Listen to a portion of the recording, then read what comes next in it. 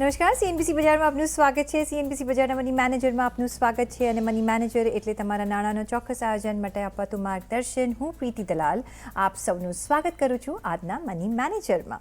Money મેનેજરમાં આજે આપણે વાત કરીશું રોકાણના રિટર્ન વીઝ રોકાણના રિટર્નમાં કેમ તફાવત હોય છે એ સમજીશું, કેવા રોકાણ આપશે સારા રિટર્ન્સ, અને દર્શકોના સવાલ પણ લઈશું. ત્યારે મની મેનેજરમાં આપણે સતત તમારી આર્થિક સમૃદ્ધિ વધે તે માટે વાતો કરતા હોઈએ છીએ, પરંતુ આપણે જોતા હોઈએ છીએ કે અમુક રોકાણ જેટલા રિટર્ન બતાવે છે એટલા જ રિટર્ન રોકાણકારને નથી મળતા. તો આવું શા માટે થાય છે, ને આ અંગે આજે આપણે ચર્ચા કરીશું. અને આ ચર્ચામાં આપણી સાથે જોડાયા છે MSJ મિસ્ટર બોન્ડ પ્રાઇવેટ લિમિટેડના ફાઉન્ડર સુનિલ ઝવેરી. સુનિલભાઈ, ઘણું સ્વાગત છે આપનું સીએનબીસી બજારમાં. આજે તમે ડેબ્યુ કરી રહ્યા છો સીએનબીસી બજારમાં. ઓલ્ધો તમે ઘણા બધા શોઝ કરતા આવ્યા છો, પણ અમારી સાથે ફર્સ્ટ ટાઈમ જોડાઈ રહ્યા છે, તો વેરી વોર્મ વેલકમ. અને જે આજે આપણે ટોપિક પણ લીધો છે એ પણ એક ઇન્ટરેસ્ટિંગ ટોપિક પર આજે આપણે વાત કરવાના છે, જે એક આઈ ઓપનર બની શકશે ઇન્વેસ્ટર માટે વેન દે આર ઇન્વેસ્ટિંગ. તો આપણે જ્યારે મ્યુચ્યુઅલ ફંડની જો વાત કરીએ અને જ્યારે આપણે ઇન્વેસ્ટ કરતા હોઈએ છીએ ત્યારે જે આપણને બતાવતા હોય છે કે ભાઈ 3 વર્ષમાં અમે પાછલા આટલું રિટર્ન આપ્યું, 5 વર્ષ, 10 વર્ષ, 15 વર્ષ, એક પાસ હિસ્ટ્રી પણ આપણે ચેક કરતા હોઈએ છીએ જ્યારે આપણે મ્યુચ્યુઅલ ફંડ થ્રુ રોકાણ કરતા હોઈએ છીએ ત્યારે. પણ એટલા રિટર્ન્સ જ્યારે રોકાણકાર કરતું હોય છે ઇન્વેસ્ટ, તો એટલા રિટર્ન્સ છૂટતા નથી હોતા.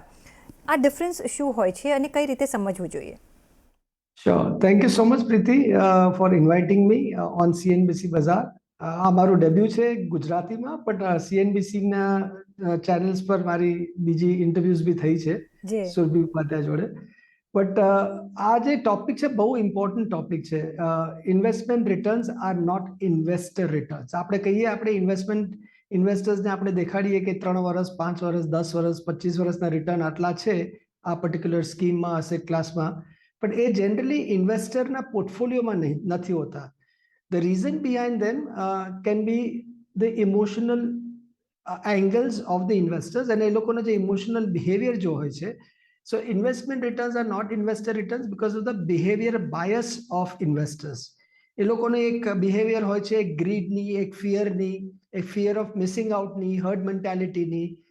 સો આપણે જનરલી આપણે વોરન બફેને યાદ કરીએ only in bear market periods. Jim Warren Buffett has given 2 or 3 such teachings to us, કે be fearful when others are greedy and be greedy when others are fearful.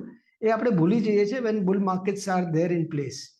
એ વખતે જો આપણે યાદ રાખીએ એમનું ટીચિંગને, અને if you continue your asset allocation properly, જો આપણે કહીએ કે જ્યારે માર્કેટ મોંઘી થઈ જાય ત્યારે આપણે ઇક્વિટીમાંથી થોડું ઓછું કરવાનું, પ્રોફિટ બુકિંગ કરવાનું અને ડેટમાં જવાનું, અને when the markets become cheap and valuation zone ત્યારે આપણે ડેટમાંથી નીકળીને ઇક્વિટીમાં જવાનું. સો બી fearful when others are greedy and be greedy when others are fearful. અને બીજો જે એક બહુ જ ઇમ્પોર્ટન્ટ મેસેજ વોરન બફે જેવા ઇન્વેસ્ટર્સને આપણને શીખવાડ્યું છે, rule number 1, do not lose money, and rule number 2, do not forget rule number 1. હવે એક ઇક્વિટી ઇન્વેસ્ટર જેવા Warren Buffett is a hardcore equity investor, એ આપણને કહે છે કે રૂલ નંબર 1, આપણે પૈસા ગુમાડવાના નહીં. સો when he is saying something, that means there is some truth behind it. Investors must understand કે તમે લોકોએ બહુ ઘણા તમારા ડિઝાયર્સ, નીડ્સ, વોન્ટ્સ, એ બધાને સેક્રિફાઈસ કરીને, એ લોકોની ડિઝાયરને આપણે ફ્રીઝ કરીને પૈસાને સેવ કર્યા છે. એ પૈસાને આપણે ઇન્વેસ્ટ કરવાની કોશિશ કરીએ છીએ, અને એ ઇન્વેસ્ટમેન્ટમાંથી આપણે એક રિટર્ન જનરેટ કરવાની કોશિશ કરીએ છીએ. તો તમારું પ્રાઇમરી ઇમ્પોર્ટન્સ શુડ બી કે તમારે પહેલા ડાઉનસાઇડ પ્રોટેક્શન કરવું જોઈએ તમારા ઇન્વેસ્ટમેન્ટને. જે રિટર્ન્સ આવશે that will be a by product of તમે જે બી સ્ટ્રેટેજી ઇન્વેસ્ટમેન્ટ માટે કરશો, અસેટ એલોકેશન કરશો, કે જે બી સ્ટ્રેટેજી તમે અપ્લાય કરશો. So the returns will be by product of your strategy, પણ પ્રાઇમરી એમ ઇન્વેસ્ટરનો હોવો જોઈએ કે તમારું ડાઉનસાઇડ પ્રોટેક્શન કરવાનું. સો આ જે Absolutely. ઇમોશનલ બાયસીસ જે છે that is not letting investment returns turn into investor returns. જી Sunilji, I get your point, જે તમે કહેવા માંગો છો એ, બિકોઝ રિટર્ન્સ પર સે આપણે જોઈએ તો આપણે કોઈ શ્યોરિટી નથી, પણ જે આપણી સ્ટ્રેટેજી હોય, જે આપણું એસેટ એલોકેશન હોય, દેટ મેટર્સ અ લોટ. અને જો તમે એ પ્રોપરલી કર્યું હોય તો રિટર્ન્સ વિલ કમ, આપોઆપ આવી જશે. એ તમે પોઈન્ટ કહેવા માંગો છો. અને સાથે ગ્રીડ એન્ડ ફિયર, ઓફકોર્સ જો ગ્રીડ અને ફિયર હોય તો પછી આઈ થિંક માર્કેટમાં નહીં એન્ટર થવાનું, કારણ કે you will fall back on your face. પણ તમે જ્યારે એવરીથિંગ ઇઝ ગોઈંગ ગુડ, ત્યારે આપણે છે ને એ સ્લગિશ પીરિયડ કે એ ડાઉન સાઇડ જોતા નથી, અને પછી કંઈક આવે છે તો વી બ્લેમ. પણ જ્યારે મ્યુચ્યુઅલ ફંડ ઇન્ડસ્ટ્રીની વાત કરીએ, કે મ્યુચ્યુઅલ ફંડ ડિસ્ટ્રીબ્યુટર્સની આપણે વાત કરીએ, ત્યારે પિક્ચર આપણને એક દેખાતા હોય છે ને, જેના લીધે આપણે એક અટ્રેક્ટ થતા હોઈએ છીએ અ પર્ટિક્યુલર ફંડ માટે કે અ પર્ટિક્યુલર ડિસ્ટ્રીબ્યુટર માટે. તમને શું લાગે છે કે કઈ રીતે એ લોકો એક બ્રિજ કરી શકે રિટર્ન્સ અને એક્સપેક્ટેશન્સ વચ્ચે? સૌથી પહેલા તો એક મ્યુચ્યુઅલ ફંડ ઇન્ડસ્ટ્રી આપણને ઘણા બધા મંત્રાસ આપે છે. બાય એન્ડ હોલ્ડ, સિપ કરો, ભૂલ જાઓ, do not time the markets. મારા હિસાબથી all of them are ineffective મંત્ર નાઉ. જ્યારે એ લોકોએ મંત્ર આપણને શીખવાડેલા in the initial stage of mutual fund industry, તે વખતે સારા હતા. Discipline was important. So we were told કે બાય કરો કોઈ બી વેલ્યુએશન ઉપર અને હોલ્ડ કરો, you will markets will deliver returns. પણ અનફોર્ચ્યુનેટલી આપણે જોયું છે કે ઇન્વેસ્ટર્સ સ્ટે ઇન્વેસ્ટેડ. આપણે ઇક્વિટીનો અસેટ ક્લાસમાં જોઈએ કે 2 થી 3 વર્ષ ખાલી એવરેજ એ લોકોનું હોલ્ડિંગ પીરિયડ હોય છે ઇન્વેસ્ટર્સનું. અને only 2% of investors have stayed invested for more than 10 years. That means 98% investors 10 વર્ષની અંદર નીકળી ગયા છે ઇક્વિટી એઝ એન અસેટ ક્લાસમાંથી. તો બાય એન્ડ હોલ્ડ કેવી રીતે આપણે એ મંત્ર ઘડી આપી શકીએ? અને when markets corrected by 60%, જ્યારે 60% 2008-9માં માર્કેટ્સ કરેક્ટ કરી, માર્ચ 2020માં માર્કેટ્સ કરેક્ટેડ બાય 40%, એ વખતે આપણે કોઈ ઇન્વેસ્ટરને કહીએ buy and hold, is that a possibility? I mean, I'm sure you as an investor also would have panicked. Me as an investor also would have panicked during that period. પણ એ વખતે આપણે ખાલી જો ઇન્વેસ્ટરને કહીએ કે બાબા બાય કરો અને hold કરો, માર્કેટ નીચે જાય તો બી આપ હોલ્ડ કરીને રાખો, it is not possible that they will be able to manage their emotions. એ વખતે એ લોકો ફિયરફુલ થઈ જાય છે. પણ એ વખતે જો તમે અસેટ એલોકેશન સ્ટ્રેટેજી અપ્લાય કરી હોત અને આપણી પાસે 60 to 70% જો કેશ એલિમેન્ટ હોત, તો naturally that correction would have been welcome by the investors. કારણ કે એ લોકો પાસે 60-70% કેશમાં પડ્યા હોય અને એટ બેટર વેલ્યુએશન જો ઇન્વેસ્ટ કરી શક્યા હોત. So we have to work around this investors behaviour. આપણને ખબર છે કે એ લોકોનું ગ્રીડ અને ફિયર છે. એ ગ્રીડ અને ફિયર આપણને ઘણા વર્ષોથી, means I am saying from times immemorial we are aware of the investor behaviour. પણ એ બિહેવિયરની આજુબાજુ કેવી રીતે આપણે કામ કરવાનું ને ઇન્વેસ્ટરને કેવી રીતે ગાઈડ કરવાનું is the role of the mutual fund distributor. And mutual fund distributor should not forget, એક નિક મરે જે એક એસ્ટ્યુટ ઇન્વેસ્ટર છે, એમણે કહ્યું છે કે it is not the job of mutual fund distributors. એ લોકોનું શું જોબ નથી એ પહેલા જો તમે જાણી લેશો તો 50% of your job will be over. It is not the job of mutual fund distributors to beat the market. એટલે એ કહેવા માંગે છે કે આપણે જે માર્કેટને બીટ કરવાની કોશિશ કરીએ છીએ દર વખતે, that is not the job of mutual fund distributor. જી. It is also not the job of mutual fund distributor to select the best scheme which can beat the other peers in the market. એ આપણો job નથી as mutual fund distributor કે best scheme possible જે હોય એમાં તમે invest કરાવો. કારણ કે એ તો તમે ઇન્વેસ્ટ કરીને પછી ખબર પડશે ને 3 વર્ષ 5 વર્ષ 10 વર્ષ પછી કે વેધર તમે સિલેક્ટ કરેલું એ બરોબર કરેલું કે નહીં. Job of mutual fund distributor is behaviour modifier and bridge the hideous gap. Nick Murray કહે છે કે hideous gap છે. There is a big gap between investment returns and investor return. Bridge that gap. Mutual fund distributor is only managing emotions. They are not managing money. એ લોકો ખાલી એક bridge કરવાનો છે gap, જો ઇન્વેસ્ટમેન્ટ રિટર્ન ને investor return નો. જી, તો તમારા મતે કઈ રીતે આ બ્રિજ થઈ શકે ગેપ બિહેવિયર અને બાયસીસ વચ્ચે? અને બીજું એક પોઈન્ટ તમે કહ્યું કે you can't time the market, do not time the market. તમે કઈ રીતે એક્સપ્લેન કરશો? બિકોઝ વોટ એવર હમણાં આપણે જે જે સમજતા આવ્યા છે કે જે કહેતા આવ્યા છે કે you can never time the market, right? કારણ કે ક્યારે ઉપર જશે ક્યારે આ તમારા હાથમાં નથી. So how do you explain that? નહીં, ઓન ધ કન્ટ્રી હું એ કહું છું કે you should time the market. અમને કહેવામાં આવ્યું છે કે આપણે you should not time the market. So January 2008 mean market કે do is not giving time a the signal market. Every day. Preeti, market આપણને સિગ્નલ રોજ આપે છે કે I am expensive, I am reasonable, I am chip valuation zone. અને એ વેલ્યુએશનનું metrics તમે ડિસાઇડ કરો as investors. Some discipline is better than no discipline. જો તમે કોઈ ડિસિપ્લિન રાખવા નહીં માંગતા હો અને તમે કોઈ બી લેવલ પર ઇન્વેસ્ટ કરીને you expect markets will deliver returns, that is where investors are not making returns. So માર્કેટનું પ્રાઇસ ટુ અર્નિંગ જુઓ, માર્કેટનું પ્રાઇસ ટુ બુક જુઓ, ડિવિડન્ડ yield જુઓ, કોમ્બિનેશન જુઓ of all the three factors, earnings yield gap jua. So there are various valuation metrics which you can follow. If markets are expensive, jo Jan 2008 to now, it's 14 long years, Preeti. What should be the expectation of the market during this period? Ke equity ek kitla return apne ape ashe for 14 long years, and we are told ke long term is 3 to 5 years. Market has only delivered sub 7% return from Jan 2008 to now. એનો કોઈ question, એનો કોઈ જવાબ છે આપણી પાસે? The reason behind that is તમે સૌથી મોંઘા વેલ્યુએશનના લેવલ પર જો ઇન્વેસ્ટ કરશો, naturally your subsequent 3 વર્ષ, 5 વર્ષ, 10 વર્ષના રિટર્ન will be suboptimal. તમે ઓક્ટોબર 2021માં ઇન્વેસ્ટ કર્યું હોય, which was the most expensive market valuation, you expect કે તમારા 3 વર્ષ, 5 વર્ષ અને 10 વર્ષ પૈસા બનશે, then you are in a, let me put it very bluntly, fool's paradise. કે તમે આમ એક્સપેક્ટ કરો કે તમને રિટર્ન મળશે by investing at any valuation, તો એ ખોટો વિચાર કરો છો તમે. You have to invest at right valuation for you to make money. Correct, બરાબર છે. એ રાઇટ વેલ્યુએશન પર તમે જો ઇન્વેસ્ટ કરો છો તો તમને ફાયદો થઈ શકે છે, not at the peak of the market. I think એ તો તમે બરાબર કહ્યું છો. પણ હવે તમે જે મ્યુચ્યુઅલ ફંડ ડિસ્ટ્રીબ્યુટર્સની જે વાત કરી કે કઈ રીતે એ લોકોએ કામ કરવું જોઈએ જેથી ઇન્વેસ્ટર બિહેવિયર અને બાયસીસને સમજી શકે. Sure. See, 80% of your job will be over if you invest at right valuation. તમે જો right valuation ઉપર ઇન્વેસ્ટ કરશો, then 80% of your job is over. એના પછી તમે buy and hold કરો, then there is no issue. But તમે buy and hold કરો at any valuation, so naturally you will be having some stumbling blocks constantly. What should the mutual fund distributor do? Divide the markets into 3 zones, red, yellow and green zone. તમને તમારે જે બી matrix use કરવો એ use કરો. Historical data જુઓ, એના હિસાબે તમે તમારા બેન્ડ બનાવો, red, yellow and green zone.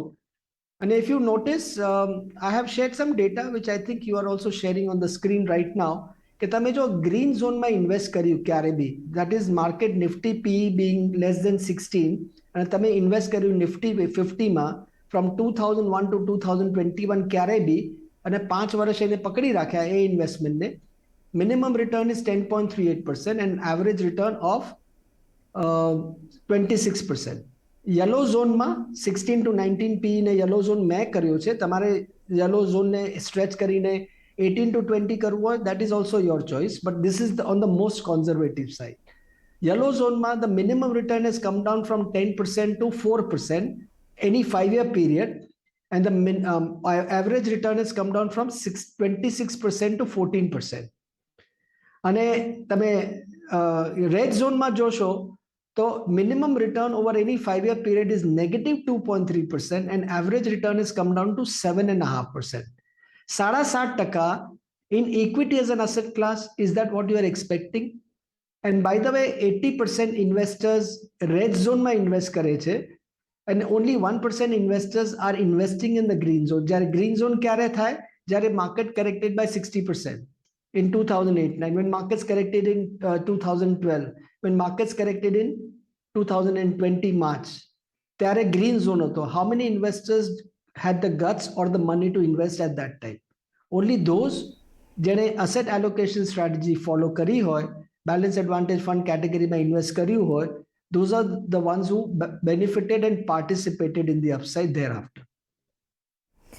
જી એ તમે સાચી વાત કહી. આઈ થિંક આ સમજવું ઘણું જ જરૂરી હોય છે વેન યુ કેલ્ક્યુલેટ કે તમને કેટલા રિટર્ન્સ મળ્યા અને જ્યારે તમે મેથ્સ કરો છો ત્યારે.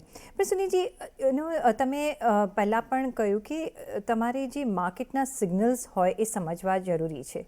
હવે એ માર્કેટ કઈ રીતે સમજવા એ પણ તમે જણાવ્યું, પણ ઇન્વેસ્ટરને કઈ રીતે હેલ્પ કરી શકે છે ટુ બાય કે શું હોલ્ડ કરવું, કે પછી તમે જેમ પહેલાં બી કહ્યું કે એસઆઈપી કરો ઓર ભૂલ જાઓ, એ સિચ્યુએશન સમજવી. તો કઈ રીતે એઝ અ ઇન્વેસ્ટર મારે મારા આઈઝ એન્ડ યર્સ ઓપન રાખીને મારી સ્ટ્રેટેજી બનાવવી પડશે અને એક્શન લેવી જોઈએ? શ્યોર. તમે આ જુઓ છો આઈપીઓનો શું હાલત થઈ રહ્યા છે. જે 2021માં જેટલા બી આઈપીઓ આવેલા ઇન્વેસ્ટર્સે ઇન્વેસ્ટ કરેલા, practically all these new age technology IPOs are performing very poorly for the investors.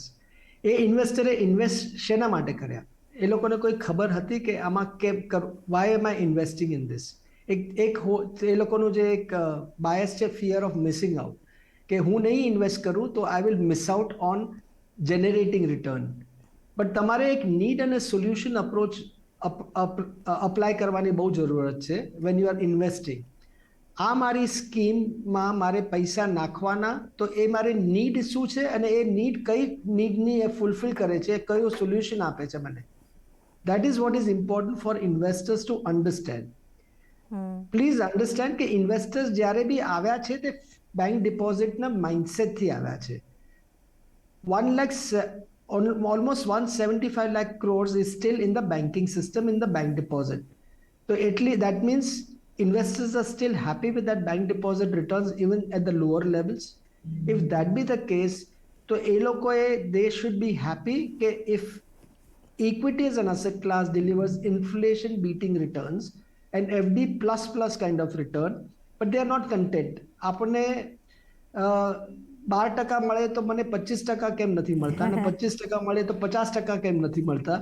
Looking at the Excel sheets and then deciding what to invest and when to invest is where they are going wrong again and again. તો એક તો fear of missing out છોડી દો, એક herd mentality થી હટો. તમારી જે જરૂરિયાત છે અને તમારા જરૂરિયાતને કયા રિટર્ન એ ફૂલફિલ કરી શકે, 12% 15%, be happy and be content. કારણ કે રિવર્ઝન ટુ મીન ઓલવેઝ થવાનું જ થવાનું. કે 50% એક વર્ષમાં રિટર્ન મળ્યું અને તમે એક્સપેક્ટ કે 50% બીજા વર્ષે બી રિટર્ન મળશે, એ નથી થવાનું. રિવર્ઝન ટુ મીનનો મતલબ એ છે કે 50% તમારો એકદમ ઉપર ચાલી ગયો રિટર્ન, નેક્સ્ટ યરમાં કદાચ તમારે 30-40% ખોવાવી પડશે અને એવરેજ રિટર્ન તમારી 12 થી 13% જ આવવાના છે, which is GDP plus inflation. So that is what should be your expectation. તમે એક્સપેક્ટેશનને ટોન ડાઉન કરો અને એના પછી જો તમે રિટર્ન બનાવ્યા હોય, and if you are happy, do not look back. એ બરાબર સાચી વાત કહી તમે સુનીલજી. કારણ કે આપણે blame it to your own expectations. કારણ કે એક વખત જો થઈ ગયું તો તમને જો સારા રિટર્ન્સ મળી ગયા તો બીજી વખત પણ એવું મળશે એવું નથી. આપણે જ્યારે ઓછા રિટર્ન્સ આવે છે ત્યારે ઓલવેઝ વી વિશ કે આપણને વધારે મળ્યા હોય, તો દેટ ઓલ્સો સિચ્યુએશન સેમ નથી રહેતી. એવી રીતે માર્કેટમાં હાયર રિટર્ન્સ ઓલવેઝ તમને નહીં મળે, એમાં પણ ઉપર નીચે થશે અને એક્સપેક્ટેશન્સ તમારા લો રાખવા જોઈએ. તમારા ગોલ્સને આધારે તમારે રોકાણ કરવા જોઈએ. એસેટ એલોકેશન તમારું બરાબર હોવું જોઈએ, જેથી એક સેક્ટર જો કામ નથી કરતું તો બીજું સેક્ટર તમને ઓફકોર્સ વળતર આપશે. એટલે જ અમે એસેટ એલોકેશનની વાત કરતા હોઈએ છીએ. સુનીલજી, હોલ્ડ યોર થોટ્સ. અને અત્યારે મારે એક બ્રેક લેવા જવું પડશે, પણ બ્રેક લઈને પાછા ફરીશું અને લઈશું દર્શકોના સવાલોના જવાબ. અમારી સાથે જોડાયેલા રહેજો.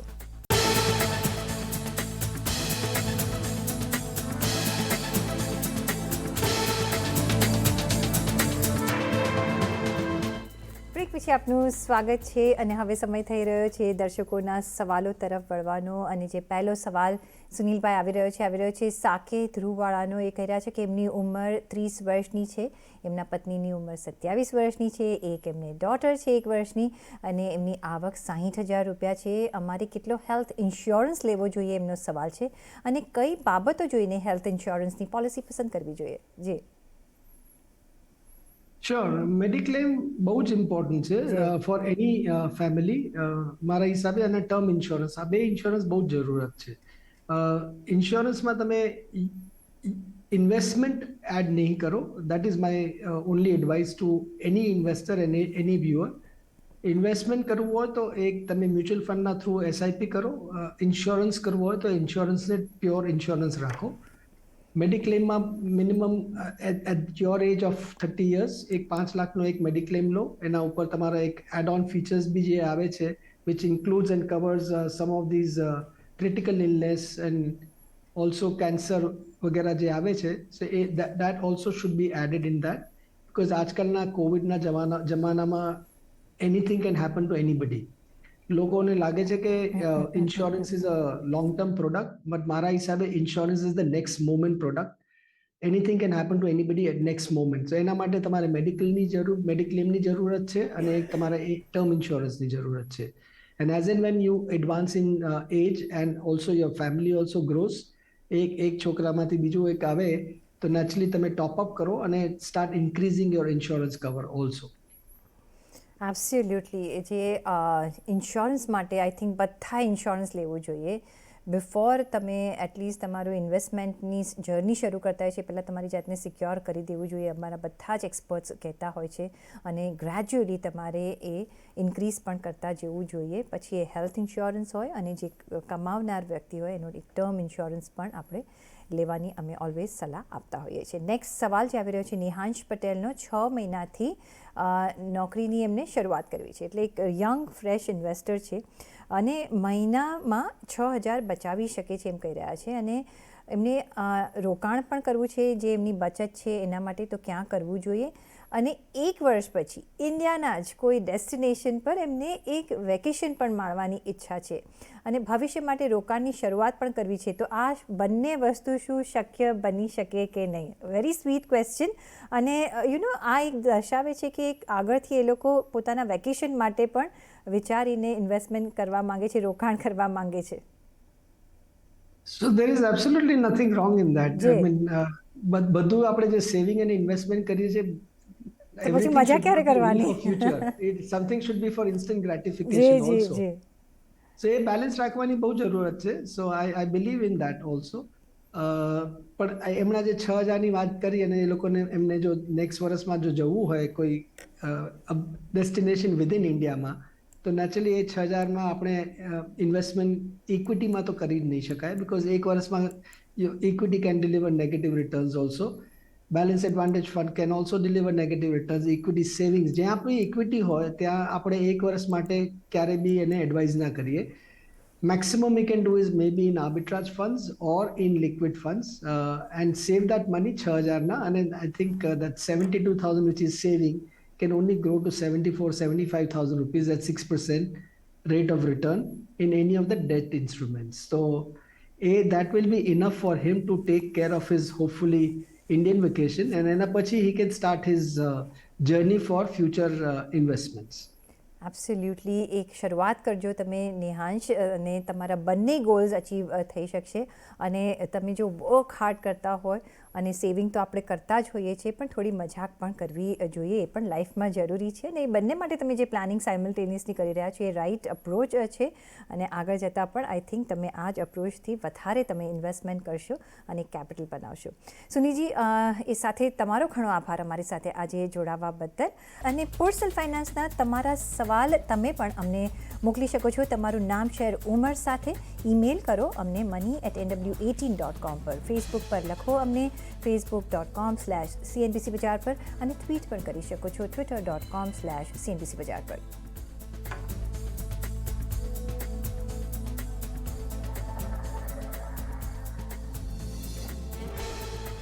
અને આ સાથે જ મની મેનેજરના એપિસોડમાં બસ આટલું જ, પણ તમે જોડાયેલા રહેજો CNBC બજાર સાથે. નમસ્કાર.